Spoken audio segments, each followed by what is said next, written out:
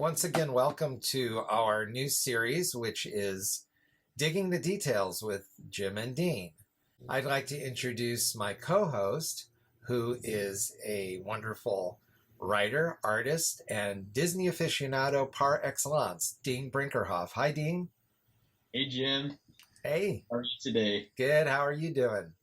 I'm doing great. It's good to be here in Tulgey TV again, which, as we know, is hosted by well-accomplished author and Disney aficionado and beyond, Jim Fanning. Thank you, Nutsy, and I'm sorry you have to take the long walk. And in this episode, we're going to take a lovely bella notte and take a look at Walt Disney's Lady and the Tramp, which to this day is somehow one of his more overlooked animated features. So hopefully some of the details that we dig up today will reintroduce this film to people who maybe haven't seen it or haven't seen it in a while. I agree, Jim, that it's a little bit overlooked at times. I know in my mind, sometimes offhand, it doesn't come up immediately as I think about some of the Disney greats, but a few of the scenes, and certainly, all of the film is very iconic.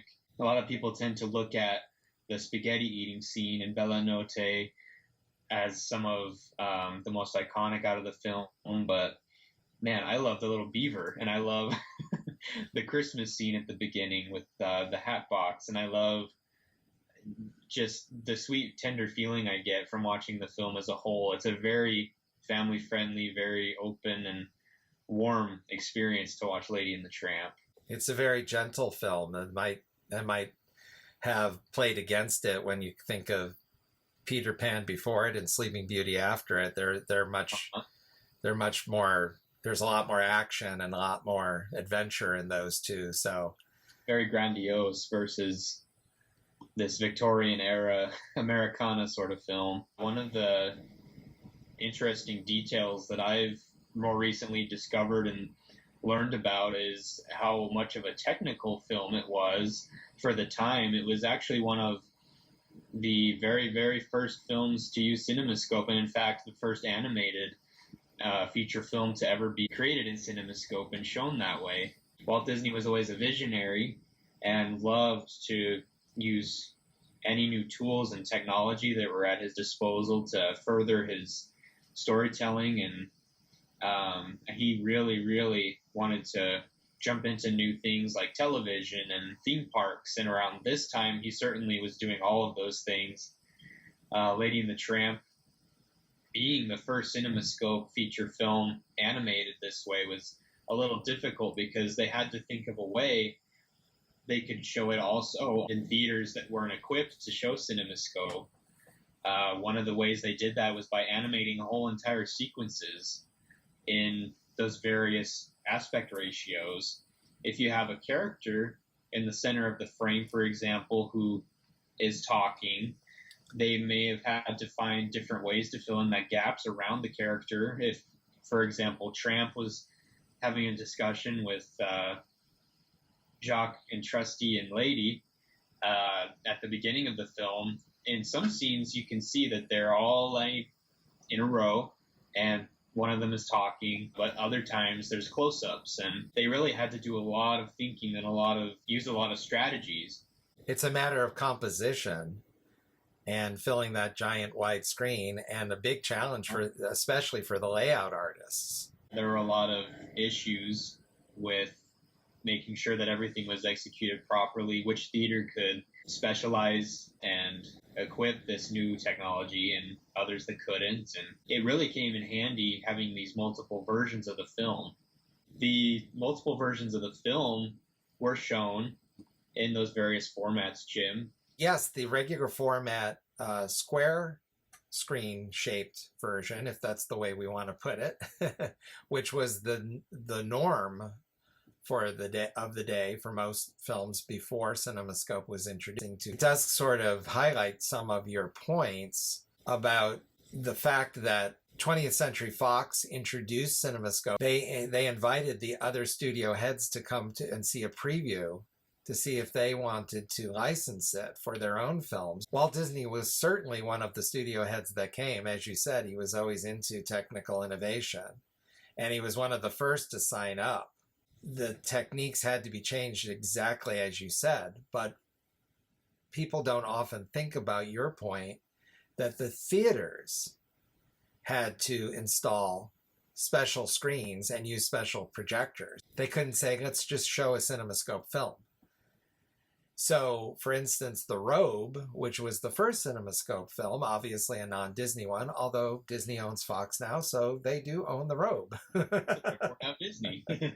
When that premiered at Grauman's Chinese Theater, the famous Hollywood theater, and they had to install a special giant screen, have special projectors in the booth. Every single theater, everywhere, that wanted to show CinemaScope films had to do that. Now, theaters wanted it. It was the big new thing that was making a big splash. And theaters, of course, wanted to compete against television and bring in the patrons. But not all of them could afford or had the time or whatever to do it right away. And Lady and the Tramp was one of the first, as you said. So Walt Disney did make Lady and the Tramp in the traditional way for theaters that could not show CinemaScope movies. It's interesting, though, that in this early stage, Fox was doing that with live action films, at least starting with The Robe. The Robe was shot in the traditional way and was shot with CinemaScope. And if you get the Blu-ray of The Robe, you can see both versions, and it's very different because with live actors, they had to do different takes. Naturally, So not only is the staging different, but sometimes the performances are, and the timing is different, and it's very interesting. That's fascinating to me. And it was especially important for the Disney product because neighborhood theaters always wanted to show the Disney films because that's where most people saw them. Right. For the family audience. So it was very important. And there were even two posters, one that said CinemaScope and one that just had the animated cast across the CinemaScope shape. They took the CinemaScope label out and put in their little bios, I guess you could say. I love learning those little details. Well, we have to dig up some details for us to dig, don't we, Dean? That's right. The exhibition and the marketing and the planning of all this sort of thing is so fascinating to me. So I'm really happy you brought up the CinemaScope aspect. I don't think we think about it now. The norm now is the wider screen. That's the accepted normal aspect ratio. And so that rectangular shape is what we're used to seeing. But before CinemaScope, most films were shot as a square. It was just a huge change, especially, I think, for animation. One thing I think about with Lady and the Tramp is the veteran staff that had now been making features since 1937. And this book, which is very famous and very coveted, I'm very lucky to have a copy of it, even though it's very beat up, is The Art of Animation.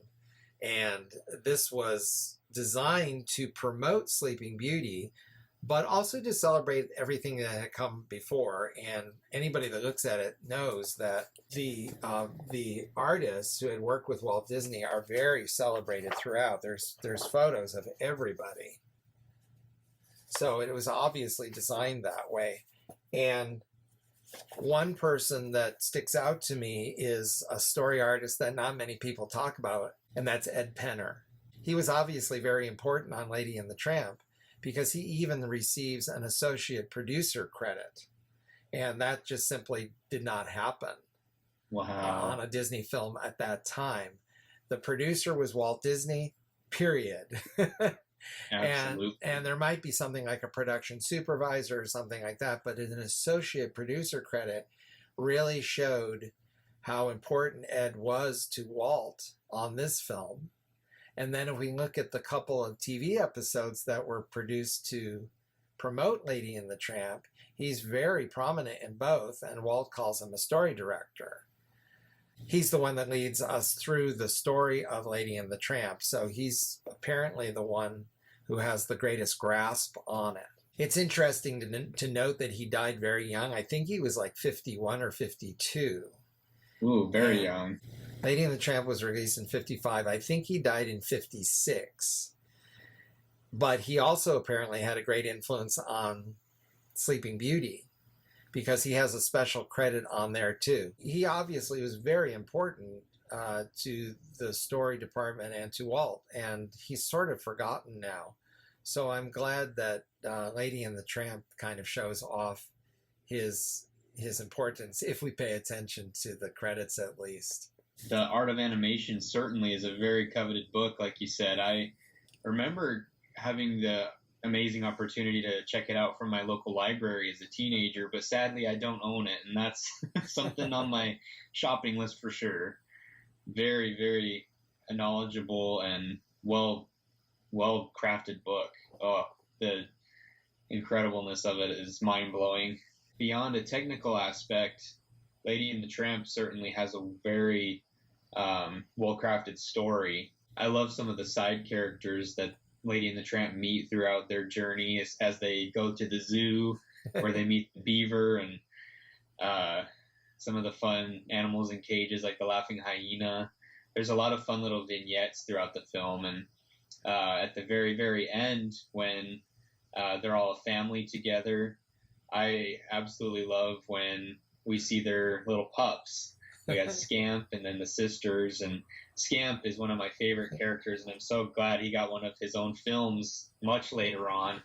It isn't one of the strongest Disney films, certainly a very cheap sequel from Disney Toon, but I am grateful that he got one of his stories told, because I know he's a longtime character from the Golden Books, as you've shown in previous videos on Tulgey TV. He's just a fun little energetic ball of fun. Little rascal. He sure is. And I know that in a future video I'm going to be talking about Scamp, because he had his own comic book, and Al Hubbard is the comic book great that drew most of those and did a beautiful job. And Scamp even had his own comic strip in the newspapers for decades. So he really was a breakout star. I'm thrilled to hear that Scamp is one of your favorites, because he's definitely one of mine. I'm sad that I didn't grow up getting to read those in the newspaper. Yeah, hopefully some of them have been reprinted here and there, but maybe someday they'll be reprinted in a book, or the best of Scamp or something, because there's so many of them it would take volumes. Literally. They'll be right in line, right behind you. You had mentioned how well crafted this movie is, and certainly bringing in all those wonderful characters. And in this book, we can read Walt Disney reflecting on some of his favorite scenes. And I believe he mentions the beaver, and he definitely mentions the spaghetti scene, which is no surprise, because as you've said, it's such a favorite of everyone. One of the books that I've contributed to is How to Be a Disney Historian, which was edited by Jim Korkis, and I'm very honored that he asked me, along with such greats as Dave Smith and Jeff Curdy. And I highly recommend that book. It gives a lot of insight into Disney history and what a professional Disney historian might be looking at. Because the thing that's amazing to me about this current age is that so many people consider themselves Disney historians, and they really don't have what it takes to back it up. One thing that I stated in my chapter was, don't be a distorian if you're going to be a Disney historian. In other words, don't distort. Because I've noticed a lot of things becoming distorted. And one of them is Lady and the Tramp. That's the example I use in the book. Somebody told me, well, Walt Disney hated that spaghetti scene. And one thing I like about The Art of Animation is that Walt is quoted as saying it's one of his favorites. So that sort of puts the lie to that. Also, certainly in that era, if Walt Disney hated something, it would not be in his movie. As we talked about in our last video, Mars and Beyond, Ward Kimball had to sneak his little gag in under Walt's nose, and he was furious. I totally see that. So the start of that myth is that when Lady and the Tramp was being developed and the spaghetti scene was in storyboard, Walt said, I don't think that's going to work. I don't think we can make that look appealing. And he wasn't the only one. Some of the staff thought that to watch two dogs eating spaghetti was going to be disgusting. A little messy. But Frank Thomas, who was the directing animator on that scene, felt differently. And as he had done with Bambi and the ice skating scene, he went ahead and did a test animation to show what he saw in his mind, where he knew he could make it work. And when Walt saw the test, Walt was like, oh, okay. And of course, it's in the movie and it's everyone's favorite. What I think that individual was thinking when remembering is that Walt said, I don't think it's going to work, which is also not the same thing as hating it. It's evaluating whether something's going to work, A, in a film, and B, in animation. That was the only consideration. And we've talked about how charming this film is. Obviously, Walt didn't want anything that was not going to be lovely and charming. And if it was going to be kind of, kind of like watching two real dogs eat spaghetti, wolfing it down, well, it's a bit of an unconventional idea to have in the middle of a romantic, very smooth little sweet section of the film. So yes. I totally get how there may have been some hesitation. And now that it's all said and done, it's animated, it's been around for years now, it just seems like a no-brainer. But the thought process involved with all the technical, how does this physically work in an animated film? It's insane how much thought goes into it. It really is. And along with the amazingly animated spaghetti sequence of Lady and the Tramp, we have the beautiful song Bella Notte to go along with it as we enjoy watching Lady and the Tramp have their first date. And, and really their date on such a romantic note. In more recent years, we are able to enjoy this beautiful song and the rest of the soundtrack to this film on the Disney Legacy Collection. They released in their series a whole album on Lady and the Tramp that has liner notes written by our very own Jim Fanning. And he had a great time on this project, and I'll turn back over to you to talk about that. It really was a great honor to work on that. Randy Thornton of Walt Disney Records did his usual spectacular job. He's not only a technician and a producer, but he's also a historian himself, as well as a fan. So he really wanted to bring the soundtrack to the most beautiful life possible with all of today's technological advances, and also some bonus features. Yes, some demos and some of the lost songs and so forth. It's particularly wonderful because, of course, Peggy Lee is on the album as she is on the soundtrack, and for many years she was not on the Disney releases because of her contract. And I think I mentioned in my video about the picture discs is that the Lady and the Tramp picture disc in the 1980s was the first album released by Disney that featured Peggy Lee's rendition of the songs. So we of course we must mention that she not only sang the songs that her characters sang, like Darling and Peg, but she wrote the songs with Sonny Burke. So she was quite the creative force on that film. And what a talented lady. Incredible. Brilliantly animated by Eric Larson.